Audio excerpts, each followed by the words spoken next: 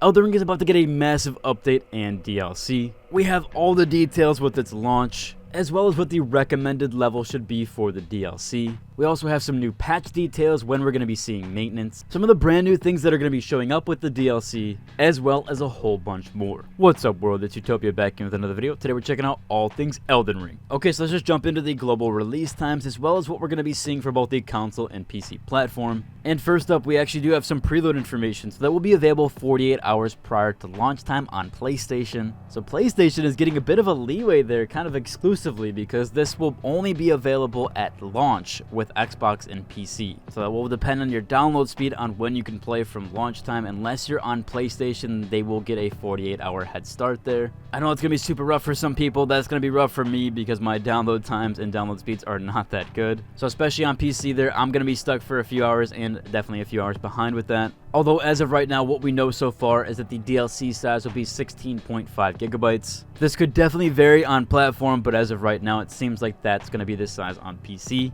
This will also probably depend on your hard drive and SSD speed, because a lot of times it wants to unpack nearly the entire game or repack the entire game, so that might depend there with that. That could add additional times there, but 16 gigabytes isn't too bad, but can still be a few hours for some players. Now for the release times, PDT for console, you will get that at 9 p.m. For Central Time, you will get that at 11 p.m. And for Eastern Time, you will get that at midnight. PC actually does get a bit of a leeway here to make up for what the PlayStation has for that pre-download, although Xbox does seem to be getting the short end of the stick on both of these things here. So for PC, you actually get that at 3 p.m. Pacific Time the same day as console. So while theirs is at 9 p.m., we're actually going to get it 6 hours early. And then for Central Time, that will of course be 5 p.m. and that makes Eastern Time 6 p.m. So that gives us a 6-hour head start over on the PC, even though we don't get that pre-download. Whereas even though PlayStation does get that early pre-download, they won't actually be able to play the game until 6 hours after the PC launch time. Definitely quite interesting there. This is the first time that I've seen PC get the early go there. Typically they do that for console based on the midnight release time. However, it seems a bit flipped here with PC getting that early access, or at least comparative to the console. Now we do have that brand new patch stuff, although first here they do say that a day one patch obviously will be distributed on 6/20. These updates will include bug fixes, balance adjustments, and some new features. There's also going to be a server maintenance to apply the update that will be conducted on 6/20. This will happen from 7 to 10 UTC, which in translation is 2 a.m. CST, 12 a.m. PST,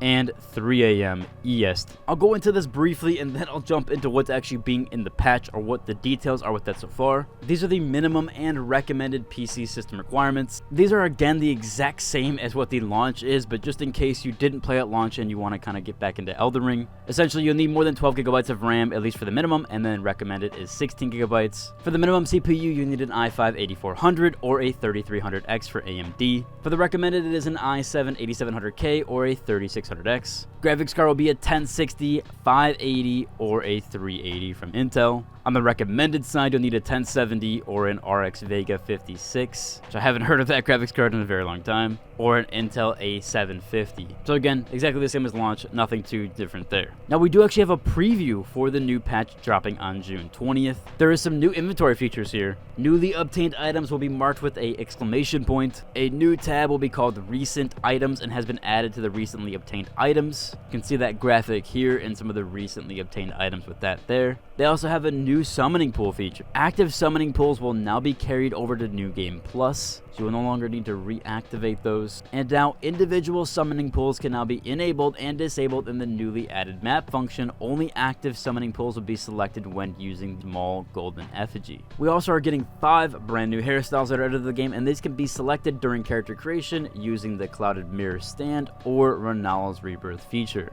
And of course, they do say here that there's going to be some more features including in that same update. Obviously, they're keeping some stuff to themselves there. They're not going to give out all the details for the DLC itself. However, when they do drop that patch notes, more than likely I will try to cover that in its entirety, as well as all the new features coming to Elden Ring and Shadow of the Erdtree. Now, I've seen this all over the subreddit as well as the Discord. People keep asking about the DLC stuff, specifically about the DLC level. or what is the recommended level for playing the DLC. There's even a post here saying time is a flat circle, and there's just a million posts about this, asking about what level is too high, should you be a certain level there. Now for the playtest, we actually do have some levels that they put out for that specifically. An article over on Rock Paper Shotgun actually did put this out on what the recommended level is. This is essentially what they saw during that playtest that they attended. So for Shadow of the Erdtree, they had it between levels 120 and 150. However, the developers did also say that if you want to start the DLC with a bit more challenge, you can be around level 100. You don't need to be a certain level to access the DLC, so don't worry about that if you're not up to par there. However, there are 2 prerequisites for starting the DLC. You do have to beat Radon,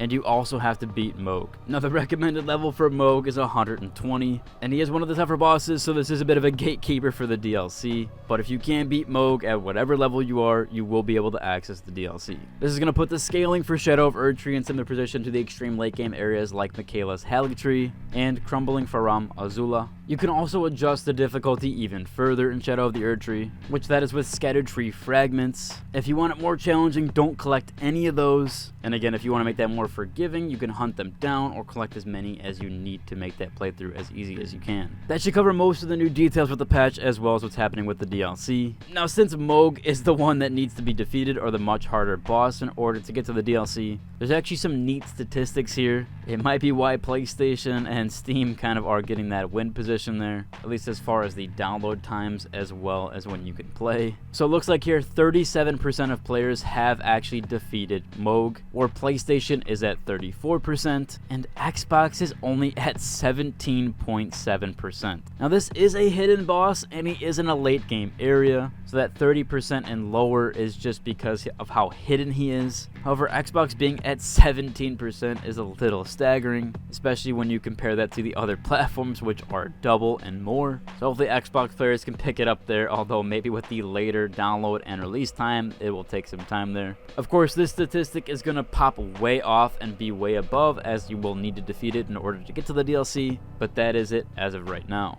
Now, someone actually pointed out an interesting fact that this actually does apply to the DLC as well. It seems like there's no left-handed bosses in Elden Ring as of current, although there is some argument there that Melania does switch hands, but her dominant hand is obviously the right hand with the prosthetic. However, we will be finally getting a left-handed boss for the DLC, at least one of them, and that is Mesmir, at least seemingly so, as he does carry his spear in his left hand. So we're finally getting some representation for those left-handed people. So hopefully maybe we'll see some more representation there, or at least we'll see some more left-handed bosses, but at least they have one and they're adding one with the DLC. That should overall cover it with today's video. I'm going to be covering a lot of stuff with Elden Ring, especially in the coming days with the DLC. I'm going to let you guys know of anything new that comes out. If you enjoyed today's video, like, subscribe, and until the next doses.